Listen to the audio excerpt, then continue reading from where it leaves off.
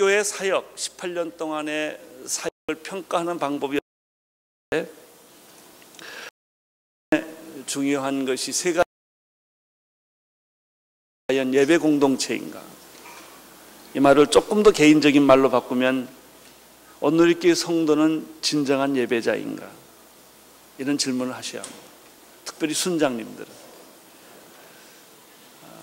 만약에 온누리교회 성도이면서 사역자이면서 헌신자라고 하면서도 우리가 진정한 예배자가 아니라면, 여기에 자신이 없다면 우리의 사역은 실패했다고 해도 과언이 아닙니다. 사역보다 더 중요한 것은 예배입니다. 예배자로서 바로 서기를 축원합니다.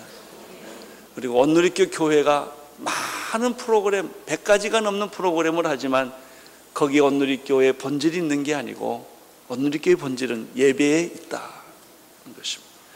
두 번째, 온누리교회를 평가할 때 온누리교회는 진정한 성령 공동체인가라는 질문을 해야 합니다.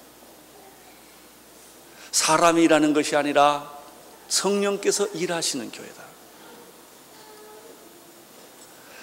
우리는 이 질문을 또 개인적으로 이런 질문으로 바꿀 수 있습니다.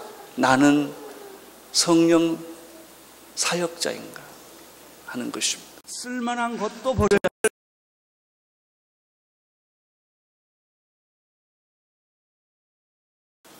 세 번째입니다. 온누리 교회는 선교 공동체인가?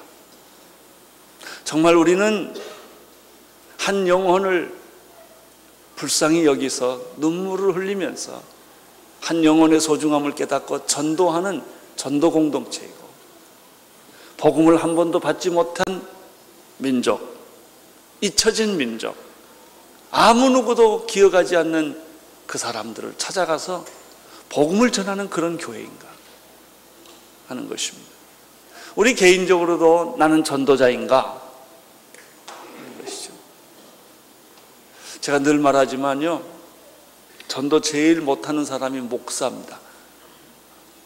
그 이유는 예수를 믿지 않는 사람 만날 확률이 0%예요. 저 같은 경우에는 오늘 또 예수 믿지 않는 사람을 한 사람도 못 만났어요. 아침 새벽 4시에 깼는데요, 지금까지 계속 믿는 사람들 주변에 있었어요. 제가 예수 오래 믿으면 다 그렇게 변합니다. 주변에 예수 믿는 사람이 없는 거예요. 여러분, 예수 믿는 사람을 만날 수 있는 건 축복입니다. 예수를 안 믿는 사람 만나는 거예요. 예수를 안 믿는 사람을 만나는 그 직업을 가진 사람들은 황금 기회를 가진 사람들이죠. 그런데 오늘 저는 이 밤에 한 가지를 더 붙이고 싶습니다. 진정한 온누리 교회는 어떤 교회인가? 온누리 교회 성도는 어떤 성도인가? 저는 네 번째 평가를 이렇게 하고 싶습니다. 온누리 교회는 진정한 가족 공동체인가 하는 것입니다.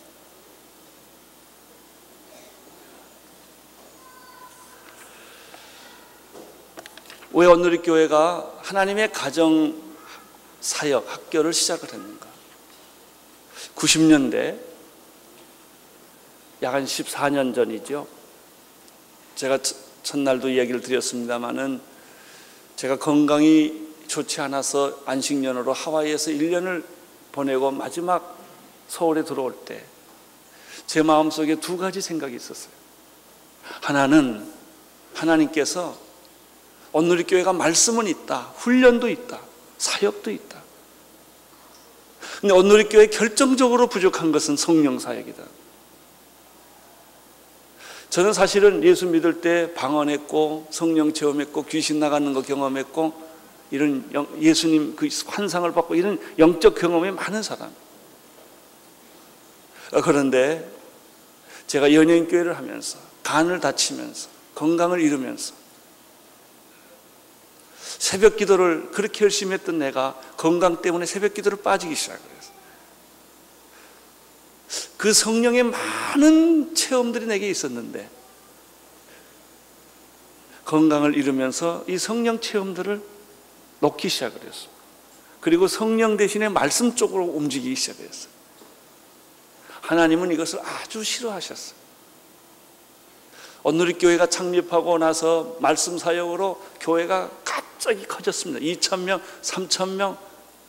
제가 온누리교회 그 안식년회 때 한 3, 4,000명 됐던 때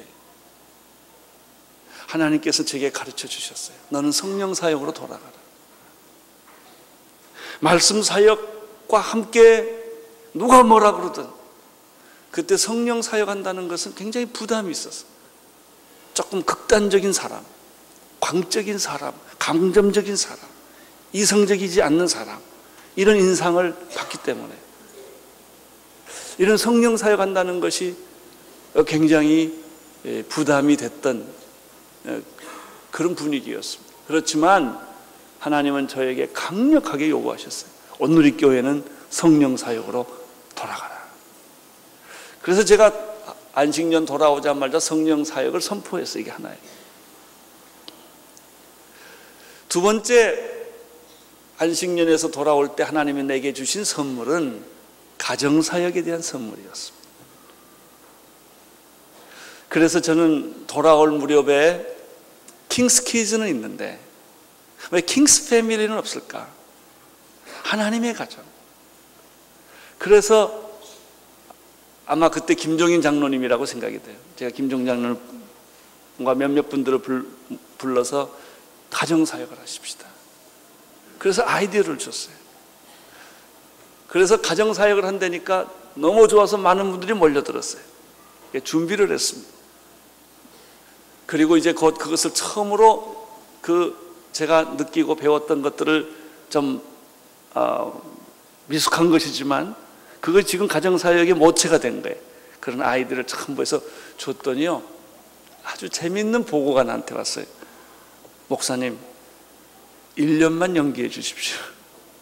그래서 왜 그렇습니까? 그랬더니 가정사역을 하기 위한 스텝이 한 20가정이 모였는데 모여서 가정사역을 준비하다가 자기 부부들 사이에 문제가 있다는 걸 발견했대.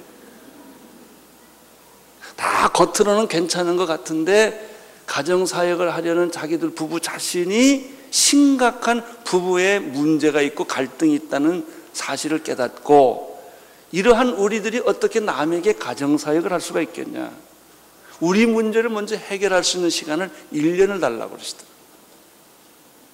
그래서 1년을 연기를 했습니다. 그리고 그들이 여러 전문가들을 모시고 훈련을 받고 자기 자신의 문제들을 치유하고 해결하면서 눈물을 흘리고, 참 어린애 같은, 참 부부의 서로의 약점과 갈등과 숨겨진 부분들을 다 공개하고, 그리고 나서 가정사역을 했을 때 프로그램이 좋아서가 아니라 그 순수함 때문에, 그 겸손함 때문에, 그 진실함 때문에 사람들에게 감동을 주기 시작을 했어요. 저는 성령사역과 더불어 가정사역은 온누리교회에 주신 하나의 축복이었습니다. 이 가정사역을 하면서 여러 가지 마음에 부담된 부분이 있었습니다. 오늘 현대사회는 혼자 사시는 분이 많습니다. 어떤 이유로든지 간에 사별을 했거나 이혼을 했거나 또 결혼을 하지 않았거나 간에 혼자 사시는 분들이 많은데, 가정사역을 하려고 하니까 늘 그분들이 그렇잖아도 상처가 있는데, 그렇잖아도 외로운데, 그렇잖아도 정말 가까스럽게 살고 있는데, 가정사역을 너무 강조하다 보면 혼자 계시는 분들에 대한 교회적인 배려가 상대적으로 약해질 수 있는 그런 어려움이 있었습니다. 그래서 이 두 관계를 조정하는 것이 사실 우리 목회자로서는 조정해야 될 굉장히 중요한 일이었지만, 그러나 어쨌든 이 시대가, 문제는 이 시대가 가정이 무너지고 깨어지는 시대이기 때문에